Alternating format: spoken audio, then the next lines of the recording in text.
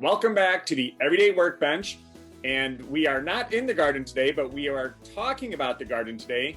We have Chicago's tomato man, Bob Zeni.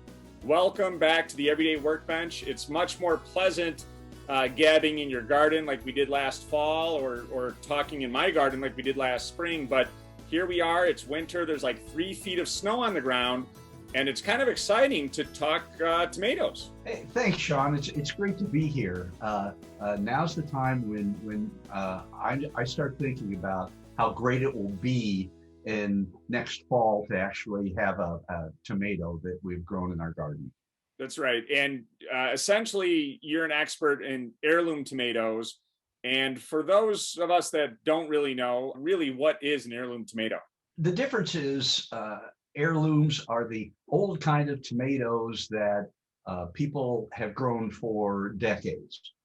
There are new heirlooms, but the rule is that they are open pollinated, which is what, again, heirlooms are. And these are the ones that are tasty and really have that robust flavor that you think of tomatoes.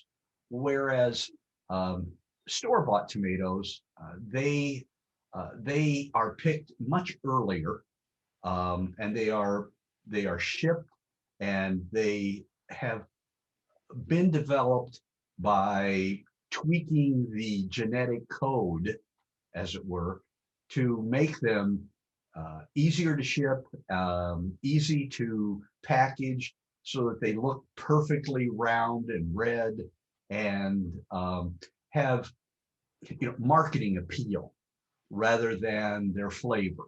And so if you see things that are hybrids, they're okay. In the middle of winter, you're looking for a tomato. Okay, you go to the grocery store, but they just don't compare to what heirlooms are. I know our experience with heirlooms that we got from you last year. We decided it was kind of time to go all in on the heirlooms. And we have a city yard, and we did about 12 or 15 plants. And yes, I did kill a couple of them off.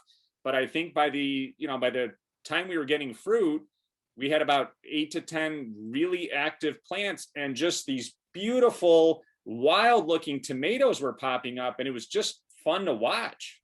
Well, how'd they taste? They tasted absolutely amazing. We were pulling them off, and we get the knife out and the cutting board, and really, it was fun trying each different variety from our standpoint. And that's good to hear, because that's exactly the kind of thing that I hope people experience when they buy the plants that I grow, because there's thousands of varieties. You don't even realize it until you get kind of into this cult of tomato growing. But there's like the black cherry is sweet. I mean, you pull it off the vine, and it's shocking how sweet it is. And you just don't think of tomatoes as being sweet. I'm fascinated by it. And every year I'm thinking, well, I want to try something new, simply because I want to see what the flavor's like. And a lot of people, I'm fortunate enough that people come back every year, and they're saying, oh, I tried this and I tried that, and do you have this kind of tomato or that kind of tomato? So it's really gratifying to see other people enjoying tomatoes the way I do. The other amazing thing about the heirloom tomatoes from our experience is the different varieties, how much personality each plant had, and the foliage was different, and the way it grew was different. And I never experienced that before when we've planted the hybrids. Maybe I just didn't notice it, but it was really interesting to see the different types of plants that were coming up and just watching them grow. Yeah, I've noticed that there's a variety called silvery fir tree, and it doesn't get very large, but it has an almost gossamer type leaves. So there's all kinds of different plants. There's all kinds of different colors too. When you think of hybrids, or you think of the grocery store tomato, you think of this big red one, but they go from almost deep black to bright yellow to white, which is kind of a light green, stripes, It's fascinating to me. Yeah, it was absolutely fascinating. Now I know that as fun as it is to pick tomatoes based on their names, because there are some goofy names out there Yes. which is amazing, and that's kind of how I picked the plants last year. Yeah. And then you kind of coached me up and said, "Hey, we really got to take a step back and see what your growing area looks like." And Yeah. in my case, we're in a city yard, and we have raised garden beds, Yeah. and we did have a lot of sun, especially in one of them. But how important is it? I mean, that's a pretty important part of the process, choosing the right plants for the right growing situation. Oh, absolutely. There's they all need sun. Um, Most of them need more sun, uh, like a full day of sun, as much as you can get it. You know, 7 hours of sun. Um, However, there are some low light plants that they still need sun. You know, tiny Tim, for example, is one of them that will tolerate um, uh, a smaller amount of sun. So, you know, you give them 4 hours, or you can plant them in moderately shady areas. I mean, you put something in pots or raised beds, for example, and you have to water them every day. Um, Whereas you put them in the ground, and if we have a um, normally wet summer, then you're not going to have to water them as much. Yeah, and that's actually that's another mistake that I made last year, where I started getting cracking on my tomatoes, Oh, yes. and it seemed from our conversations and the research that I did, it looks like maybe I wasn't, watering on a regular basis, or maybe it was inconsistent in the volume of water that I was adding to the plant. So that is something that I'm going to try to improve on this year. When there's uneven watering or irregular watering, um, the core of the plant and the shell of the plant grow at different rates. So what will happen is the core will start growing faster than the shell, and you'll get that cracking that's inevitable around the from the top. And once you get the cracking, then you have mold, and I mean you can save some of the bottom of the fruit, but yeah, it's you have to water on a regular basis, and if you do, the cracking is rarely a problem. Yeah, so I will do a better job this year. But last year was a challenge too, because we had this very wet spring where we had tons of Yeah, rain, and yeah, then like a switch, which happens in our area, we're in Chicago, like a switch, it went from cool and rainy to hot and dry.